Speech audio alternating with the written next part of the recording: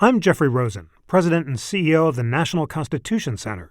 A few years ago, learning about the forgotten meaning of the pursuit of happiness changed my life.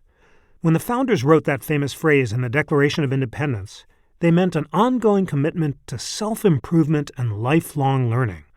This discovery inspired me to write a book, and in my new podcast, I explore the founders' lives with the historians who know them best. Plus, filmmaker Ken Burns shares his daily practice of self-reflection. Join me for Pursuit, the Founder's Guide to Happiness. Welcome to Ben Franklin's World, a podcast about early American history with Liz Covart. The study of history is key to understanding who we are and how we can affect a better future. Ben Franklin's World will introduce you to historical people and events that have impacted and shaped our present-day world. And now, here's your host, Liz Covart. Hello, and welcome to episode 107 of Ben Franklin's World, the podcast dedicated to helping you learn more about how the people and events of our early American past have shaped the present-day world we live in. In May 1787, a convention convened in Philadelphia with the goal of discussing, revising, and redrafting the government of the United States. We know the second American Constitution that came out of that convention as the Constitution of 1787. And when politicians, lawyers, and historians discuss the Constitution, how it was drafted, and the intent of the founders, they often rely on two documents: the Federalist Papers, which is a collection of promotional tracts written to convince New Yorkers to ratify the Constitution, and James Madison's Notes on the Convention, which he took during the convention's proceedings between May and September 1787. But what do we really know about Madison's notes? Yes, they capture a lot of information about the convention's proceedings, but did Madison draft them to serve as a definitive account of the event for posterity? Today, we investigate James Madison's Notes on the Constitutional Convention with award-winning legal historian Mary Sarah Bilder, author of Madison's Hand, Revising the Constitutional Convention. During our investigation, Mary reveals details about the Constitutional Convention of 1787 and James Madison's views on government, why Madison took notes of the convention's proceedings, and how Madison used his notes during and after the convention. But first, are you a subscriber to the Franklin Gazette? The Franklin Gazette is a weekly email newsletter that places the show notes for each and every episode right in your inbox. This means that even when you listen to Ben Franklin's World on the go, which is how I listen to my podcasts, you can reference and remind yourself of the links, books, historic sites, and interesting information we talked about on the show when you have the leisure time in front of your phone, tablet, or computer to do so. Subscribing to the Franklin Gazette is free and easy. All you need to do is take out your smartphone and text BFWorld to 33444 or visit benfranklinsworld.com and click on the orange Join Now button on the home screen. Are you ready to travel back in time and explore the Constitutional Convention through James Madison's notes? Let's go meet our guest historian. With tidings and wisdom to share about our early American past, here is this week's special guest. Our guest is the Founders Professor of Law at Boston College. She researches the history of judicial review and colonial and founding era constitutionalism. She's the author of 4 books, including, most recently, Madison's Hand, Revising the Constitutional Convention, which won the 2016 Bancroft Prize and the 2015 James Bradford Best Biography Prize presented by the Society for Historians of the Early American Republic. Welcome to Ben Franklin's World, Mary Sarah Bilder. Thanks so much, Liz, for having me today. In Madison's Hand, Mary explores the history of James Madison's notes of the Constitutional Convention of 1787.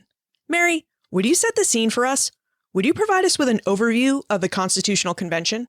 The Constitutional Convention was the meeting that wrote our Constitution, what I tend to sometimes call the 1787 Constitution. It was filled with famous people like George Washington and James Madison and Alexander Hamilton. They met to rewrite the Constitution because the earlier document, the Articles of Confederation, wasn't working. After the Revolution, they needed to rethink the type of government they were having. And so in Philadelphia in the summer of 1787, delegates were sent to try and write a new document for the new United States.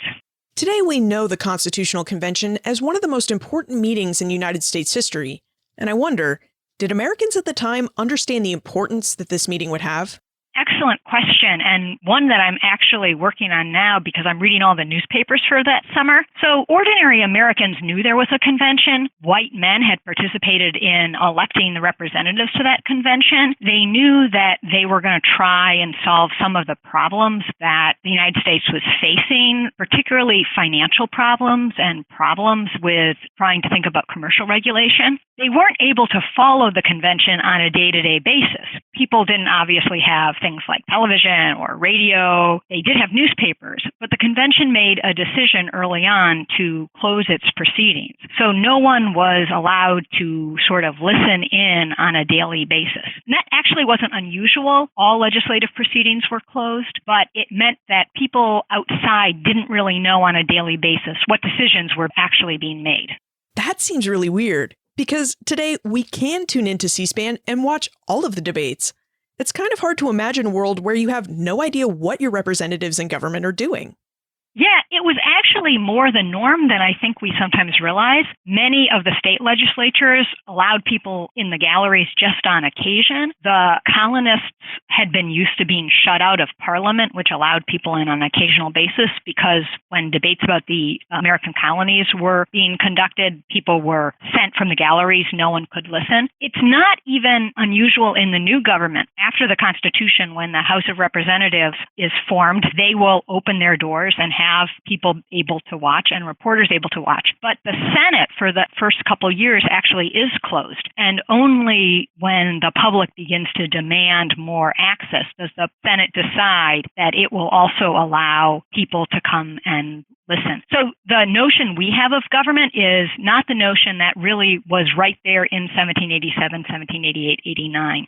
What interest did James Madison have in the Constitutional Convention, and why did Virginia elect him as one of their deputies? Well, Madison was part of a group of Virginians who desperately wanted the government to have more power. The most significant of these Virginians was George Washington. George Washington worried that the military wasn't being able to be paid, that European nations were disrespecting the United States, and that they wouldn't be able to raise money to finance growing commerce. So George Washington and Edmund Randolph, the governor of Virginia, and James Madison were among a group of people in the United States who wanted to have a new type of government. They particularly wanted a government that would give more national control over the states. And Madison had attended a meeting in Annapolis that attempted to write a new government. That failed completely, but he's the person who's very involved in the idea of getting Congress to put out a call for a new convention, and then he writes the legislation in Virginia to elect delegates, and then he gets himself elected. So we get why George Washington was frustrated with the government. He was commander-in-chief of the Continental Army, and the Confederation government couldn't adequately supply and pay his men. But how did Madison come to the idea that the United States needed a stronger government than the Articles of Confederation could provide? Yeah, well, Madison in the 1780s isn't James Madison as we know him. He isn't obviously president. He hasn't been elected to Congress. He's a member of the Confederation Congress, the Congress that exists prior to the Constitution. James Madison wanted to be an important person, but he wasn't yet an important person. One of the things that was very frustrating to him was he didn't agree with many Virginia politicians, particularly, for example, Patrick Henry or Richard Henry Lee. They tended to think of Virginia and Virginia interests as important. Madison wanted a bigger stage. He was thinking of national interests. So for Madison, the idea of writing a new document is a way of also escaping the Virginia politics that he didn't really like very much.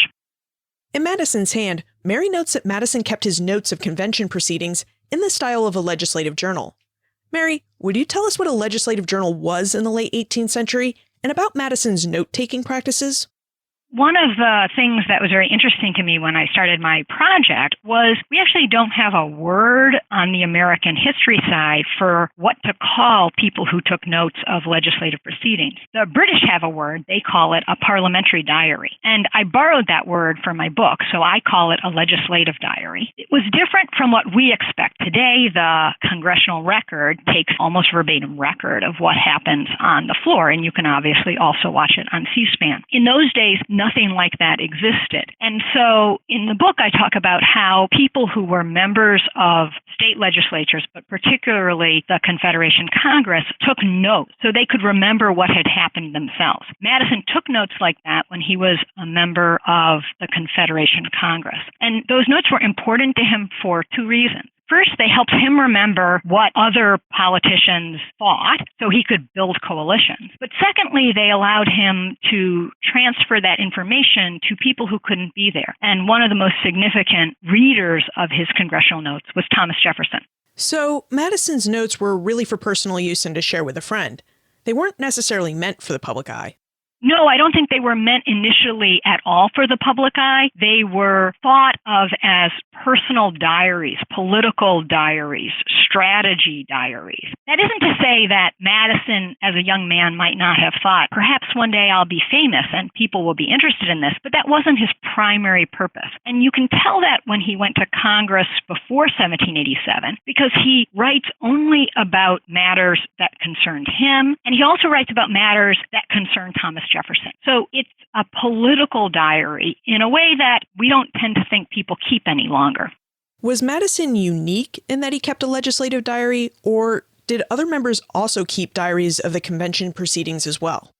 Well, many people took notes. Madison's notes aren't the only ones. His will become famous because they will end up being the only ones that cover every day. But Rufus King took notes, Alexander Hamilton took some notes, William Pierce took some notes, John Lansing took notes. So other people took notes. It's just that Madison's become very famous because there's notes for every day of the convention. One of the aspects of Madison's hand that I really enjoyed was how you talked about the physicality of his notes.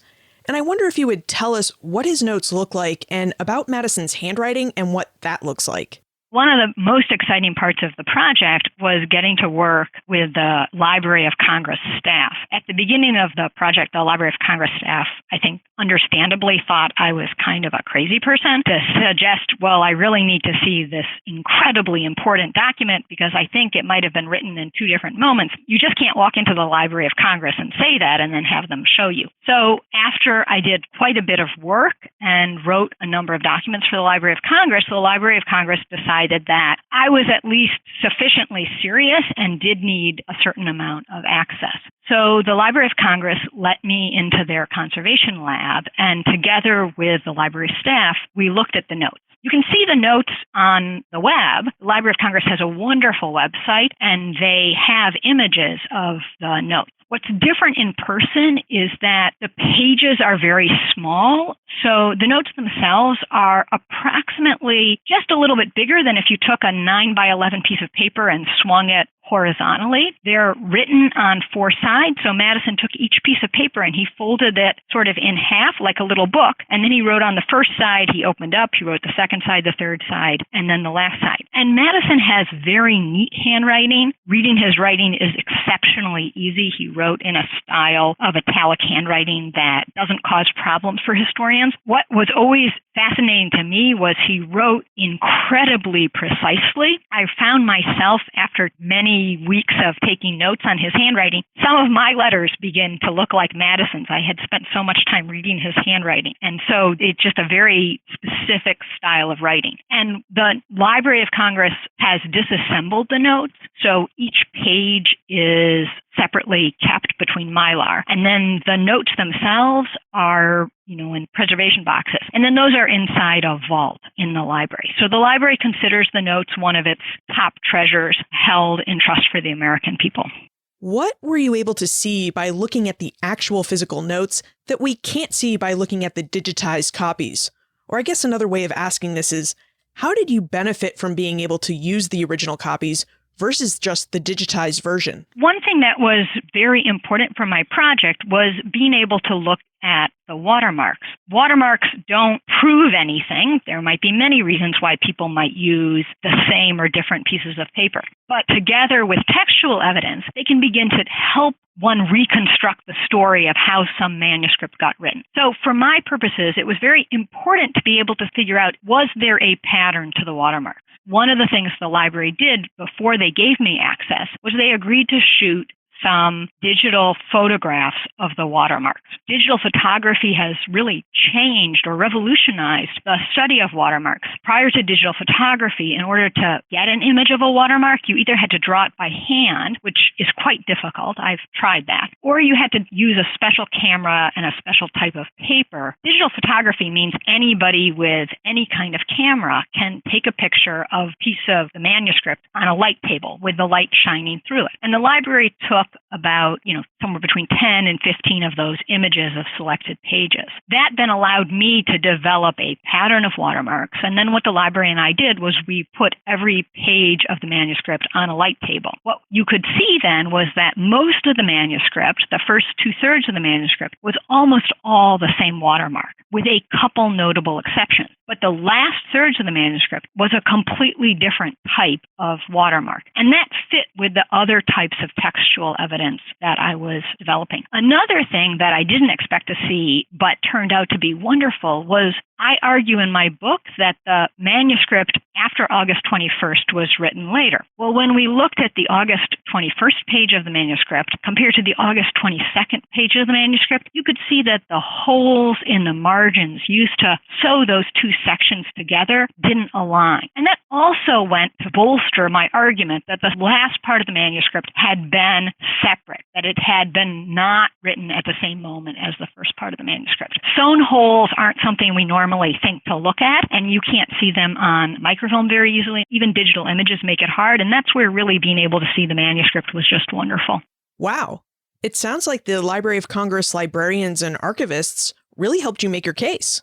They were wonderful people, and without them, the ability to do this project would have been impossible. They were also really funny. I was there once, and I had a terrible cold. I never touched the manuscript. They used it, but they gave me a lot of Kleenex one day so that I wasn't sneezing on Madison's notes. I'm curious about your argument.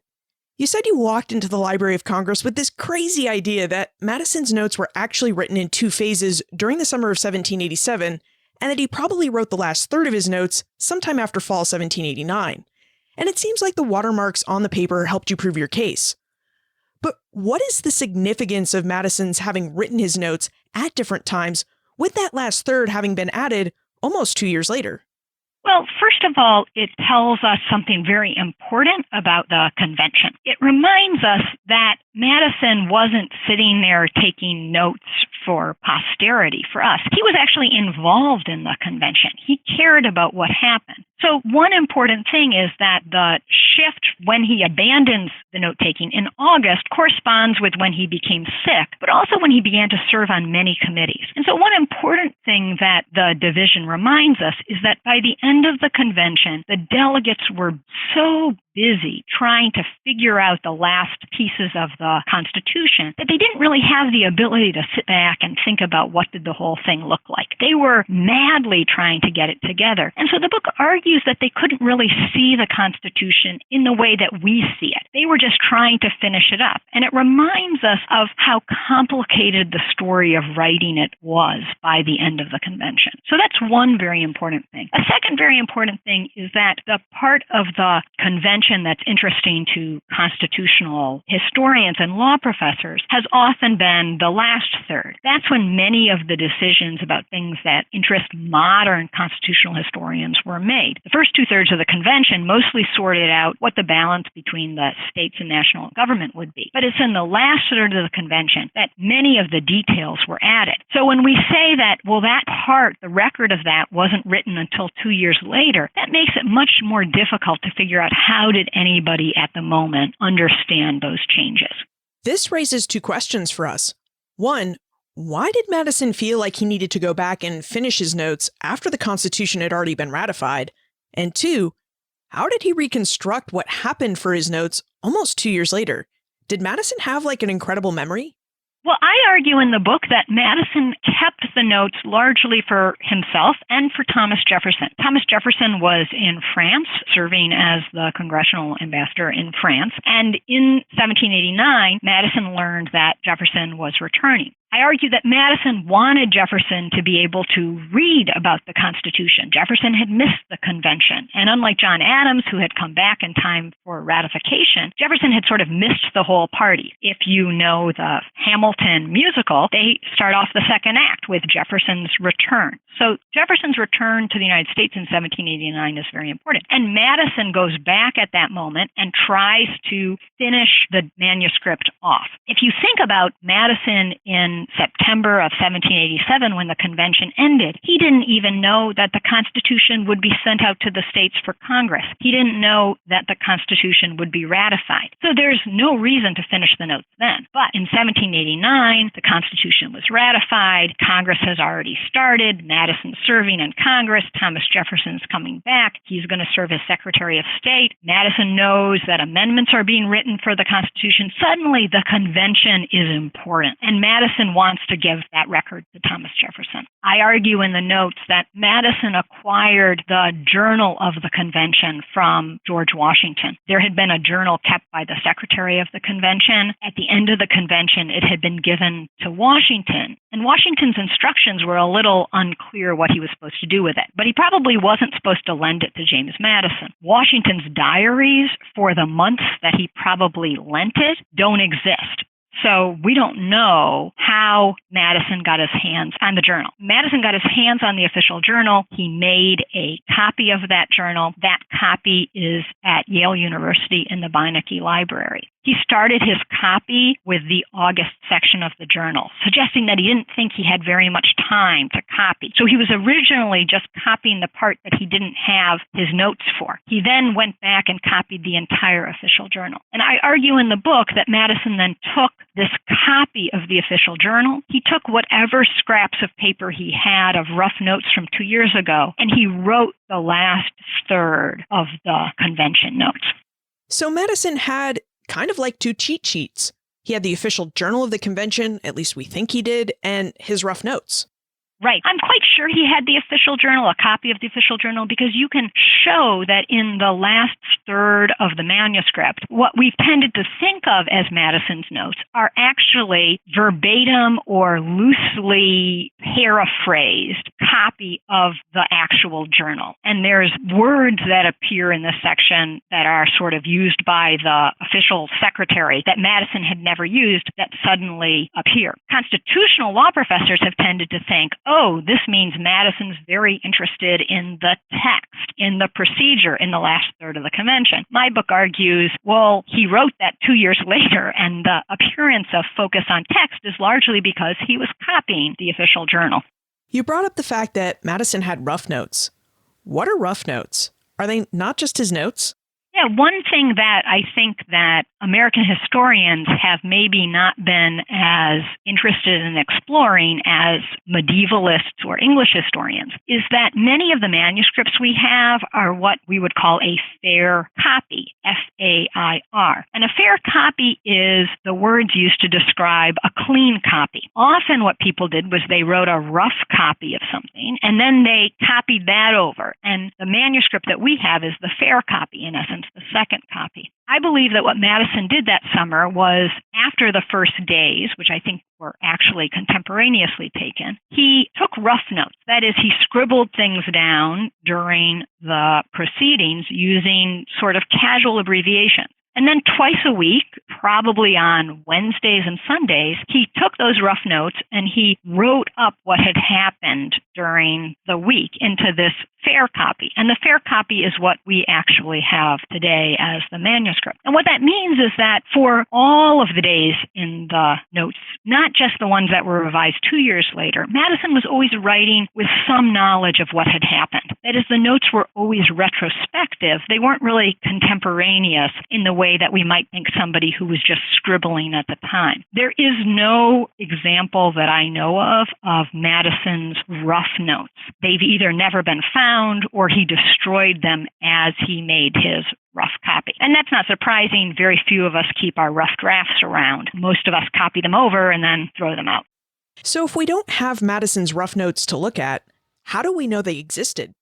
We don't know for sure, but that's the argument that I make in the book. And I make that argument because there's examples in a few places where Madison refers to things that happened after the moment that he was taking the notes. So he's writing in sort of retrospect. And I argue because of the very strong pattern in the notes. One of the things that's distinctive about the notes is that every speaker, the speeches all begin with a topic sentence making the major point of the speech. And you can't do that if you're contemporaneously taking notes, and almost nobody speaks like that. So basically, Madison imposed this sense of order on the notes. This was actually a great stylistic thing to do. And when I wrote my book, I actually imitated it. So you can read Madison's notes by reading the first sentence of every paragraph and get a pretty good idea of what's going on. And you can read my book by reading the first sentence of every paragraph and get a pretty good idea of what's going on.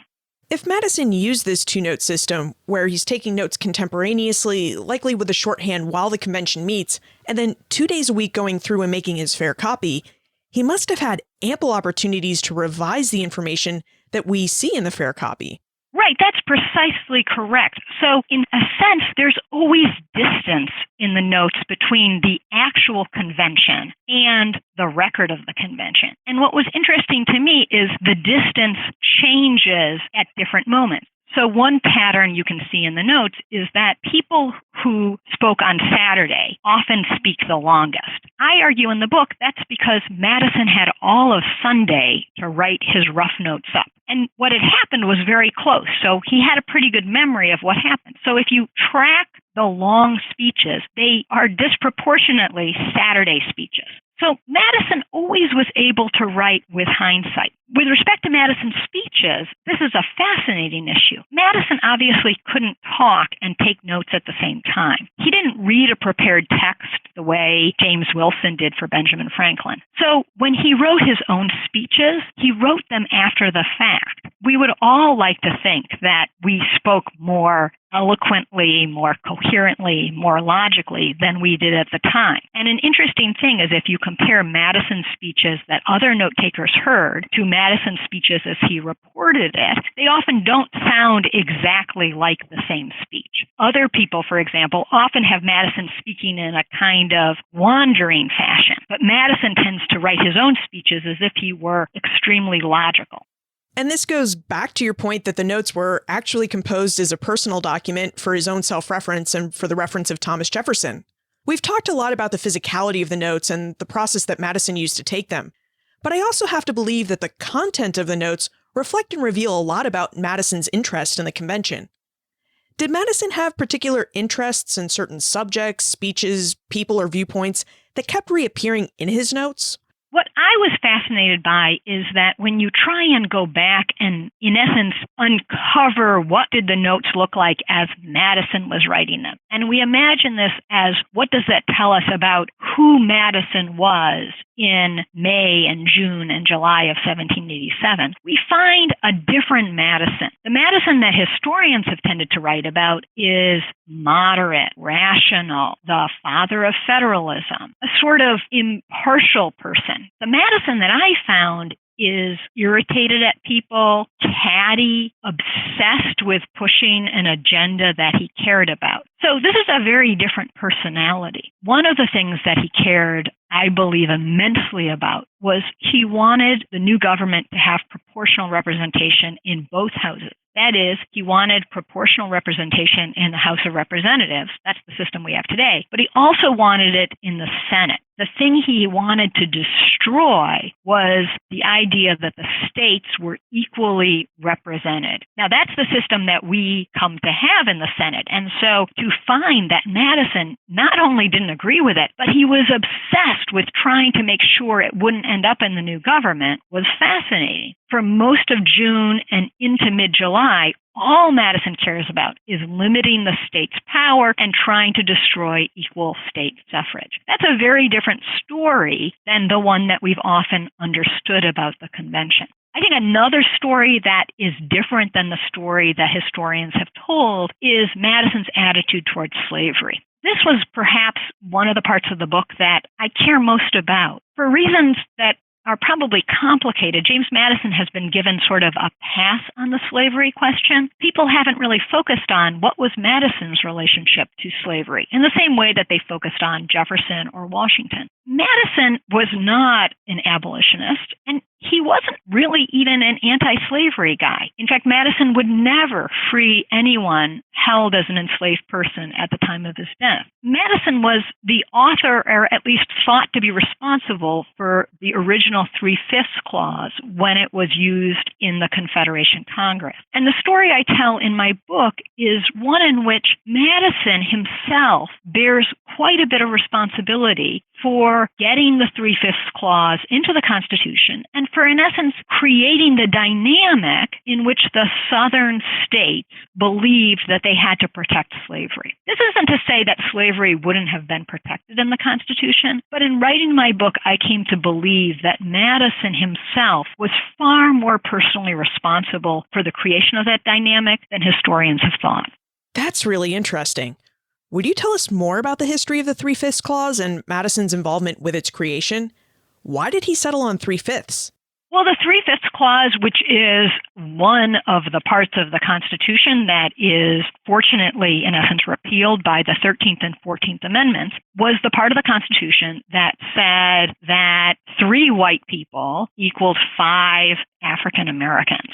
And what that meant was that states would be given voting power for every 5 African Americans that were enslaved, as if they were 3 white people. But of course, the 5 enslaved African Americans wouldn't vote. So what the 3/5 clause actually does was it gave additional power to states that had slavery. And it did that by, of course, ensuring that those states would have even more representatives in Congress. Originally, Madison proposes this, or is part of the group of people who propose it in 1783, as part of a way to try and think of raising revenue for, we might think of like taxes. But he then uses it again in the convention as a way of thinking about political power. I argue in the book that Madison wanted the Senate to be proportional representation. And as he begins to lose that fight, he looks for political allies. And he tries to put together a coalition that would have the 3 large states, Pennsylvania, Massachusetts, and Virginia, who would be benefited by a Senate based on population, with the 3 slave states, South Carolina, North Carolina, and Georgia, who would similarly be benefited based on power given to representation based on population. And Madison tries to argue that if those 2 groups come together, that's 6 states, they can outvote the 5 states. So he argues proportional representation will benefit large states and slave states. In doing this, he puts forth this distinction that's a sectional distinction. And Governor Morris gives an enormous speech arguing that he had thought this was a heretical suggestion, but now that it was out there, they would have to deal with it. And so in some ways, Madison creates, or at least states in a very explicit way to the Southern states, that they need to protect their slavery interests in the national government. This really illustrates that Madison had big Southern state ideas and that he tried to push them through the convention. Right. And if we sometimes forget what Virginia looks like, Virginia was a lot bigger in 1787 than it is today. It included Kentucky, which was basically in the process of being spun off, and of course West Virginia, which is divided at the time of the Civil War. And Virginia had almost 300,000 people enslaved. Virginia holds in slavery almost half the entire enslaved population in the United States. If Virginia had been allowed to count all of the enslaved persons in the state into their political power, they would vastly control the United States. I mean, everybody would have had to put together a coalition to have balanced that amount of political power. So an interesting dynamic at the convention is Madison doesn't think of himself as a Virginian. He doesn't like Patrick Henry. He doesn't like Richard Henry Lee. He thinks of himself in some ways as a nationalist, but when he gets up to speak, other delegates hear him as a Virginian, as somebody whose political preferences are going to give Virginia enormous political power in the new government. one thing that you can see is people keep calculating how many delegates in Congress Virginia is going to get. And every time Virginia ends up on the top. Madison doesn't understand this, but to others, every time Madison speaks, he's speaking about a world in which Virginia interests like slavery, like control of the Mississippi, like an agricultural over commercial economy are going to dominate the new government. We've talked a lot about the ways that Madison took his notes, and I'd like to turn now to his uses of his notes.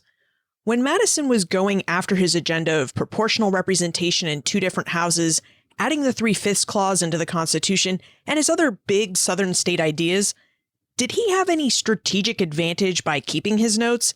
Did his notes allow him to develop any sort of strategies that he might have applied within the convention? Oh, that's a wonderful point. Yes, he did. He was able to use his notes to pick apart delegations. Many of the people who he records in his notes, I argue he's recording as a way of remembering what they cared about. And so he's able to start counting individual votes. An interesting thing at the convention is that the delegations had 1 vote per state. And that vote was determined by the majority within the delegation. So when Madison's able to, for example, know how the Massachusetts delegates feel individually by looking back at his notes, he's able to think about how can he break up that coalition? How can he make arguments that will divide that group of people so that the state either doesn't vote or their vote goes the way he wants? So it's a very sophisticated mechanism for him. And there are moments in July where he seems to be referring back to votes that he had recorded earlier. Did Madison actually talk about this strategy in his notes, or are his actions just something we're able to infer from the way that the convention turned out? No, there is 1 or 2 examples, I believe, where he specifically refers to how a state had voted in the past. The secretary kept the motions and he also kept the votes, but every member didn't have a record of those votes. So Madison's record is very useful to him. Did Madison ever use his notes after the Constitutional Convention ended? Chris would like to know if he used his notes to write his portion of the Federalist Papers, and David would like to know if Madison's notes influenced his participation in the Virginia Ratifying Convention or in the Virginia Constitutional Convention of 1829-1830.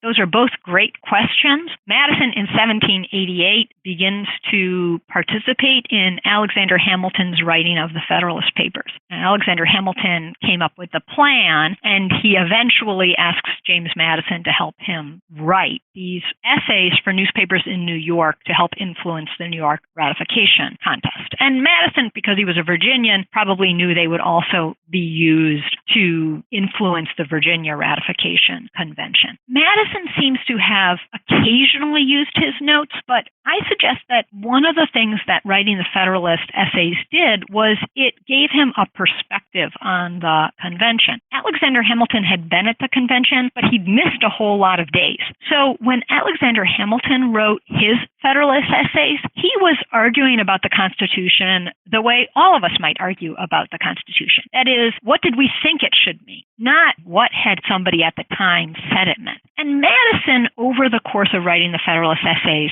seems to almost be freed a little bit from the convention. He starts making arguments up a little bit to try and counter claims made about the Constitution. 2 claims that had become very pervasive that worried Madison after the Constitution had been completed in September of 1787 were 1, that the convention had tried to abolish the states, or 2, that the convention had been creating a monarchical government under the guise of this new government. The Articles of Confederation government hadn't had a president, and so to some people, the fact that the new government would have a president looked suspiciously similar to a monarch. It's hard for us to imagine that because we think of the president as someone you just have to have. But in 1787, the idea of having a president was still quite new.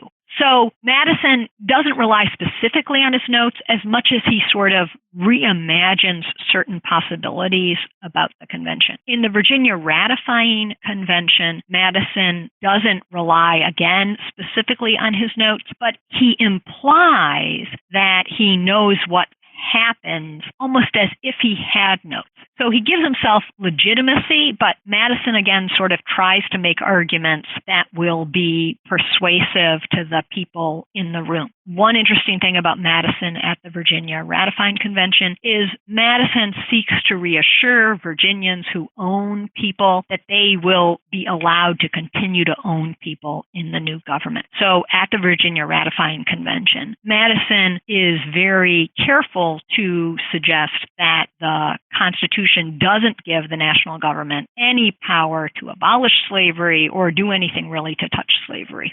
Earlier, Mary noted that one of the reasons Madison took his notes was so that he could share them with his friend Thomas Jefferson, who was then serving in France. In Madison's hand, she notes that Jefferson returned to the United States and came to the new Constitution as a reader. Mary, what did it mean for Jefferson to come to the Constitution as a reader? And what role did Madison's notes play in Jefferson's conception of American constitutionalism? We have often thought of the relationship between Madison and Jefferson as a collaboration, as a great collaboration, and that's the name of Adrian Koch's famous book on Madison and Jefferson. One of the things that's fascinating about the story that I followed was thinking about how did Jefferson learn about the Constitution. He hadn't participated in the convention. He hadn't participated in the ratification debates. So what did he think the Constitution meant when he read the convention the way Madison recorded it? One thing that really, I think, became clear to Jefferson, although it was a somewhat inaccurate depiction, was Jefferson came to believe that Alexander Hamilton had wanted to create a monarchical government. Jefferson probably came to believe this because he read a speech that Hamilton gave in June. I argue in the book that Hamilton gave this speech in June, arguing for a sort of super powerful national government with a president on lifetime tenure as a way of persuading people that the actual plan wasn't all that powerful. That is, he was making up a plan so that the plan that was going forward would look like it was a moderate plan. Alexander Hamilton might have been sort of secretly thinking this would be a good idea, but he never actually introduced his plan. Jefferson, however, would have read the plan as if it really represented what Hamilton secretly believed. And so one thing that I believe happens because of Jefferson's reading of the notes is it's the beginning of Jefferson's obsession with Alexander Hamilton. The book tracks Jefferson's increased sense that Hamilton is secretly trying to create a monarchy. And Jefferson always cites to Hamilton at the convention as the beginning of this. So the book really tells the story of their disagreement as located in Madison's notes. Before we move into the time warp, I'm curious about one more thing. In Madison's hand, Mary states that she wants to show the importance of reading a primary source document like Madison's notes with consideration of context, genre, audience, and subsequent provenance. Mary, what does reading Madison's notes, in light of all these considerations, tell us about the document? And how does reading his notes while keeping all these considerations in mind add to or change what we know about the proceedings of the Constitutional Convention and the intent of the Founding Fathers? I think American historians have tended to approach the documents left to us by the framing generation as if they were somehow great pieces of political philosophy handed down by someone like Aristotle. What the book tries to argue is that the framers were people. They were people like us. They had great strengths and they also had terrible weaknesses. When we think about the notes as a document, as a text that's being created in a certain political moment, I think that gives us both greater respect for what was accomplished, but also an ability to think hard about how we might feel today about those decisions. It reminds us they were ordinary people, even if 225 years later, we usually see them only as statues. And now for the time warp. This is a fun segment of the show where we ask you a hypothetical history question about what might have happened if something had occurred differently or if someone had acted differently.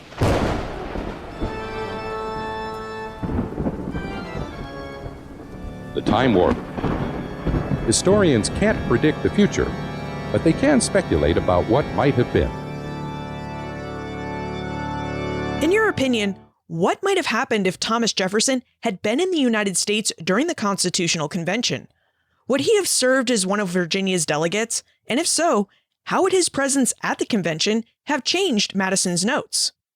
Oh, what a fun question. Jefferson definitely would have been elected to the convention, and he would have gone. It would have completely altered the approach, and it would have altered all of American history. Jefferson had a different approach to constitutionalism. He often tended to get himself all caught up on theoretical issues. So we might have seen more discussion about theory at the convention than people might have experienced now. But a lot of the people at the convention were sort of pragmatic politicians, and Jefferson tended to be a lot more interested in political philosophy. And if we were to add John Adams being there, for example, we're both interested in the way Europeans thought about constitutions. And so had they both been there, we might have had long discourses on European constitutionalism. The people who were there were, again, mostly pragmatic, and they just wanted to write a document. So although we have some interesting discussions of political theory, they're not as long. I think most importantly, Jefferson would have been a participant in the convention and the Constitution, and he would have been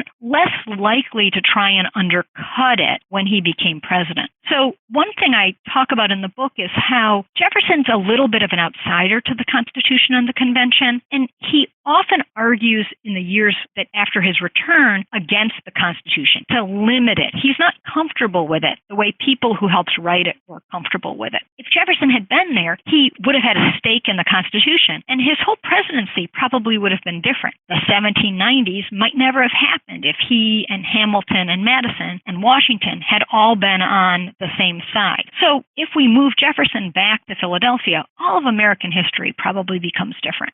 At the start of our conversation, you mentioned that you were researching how Americans understood the Constitutional Convention in 1787. Is that the topic of your next book?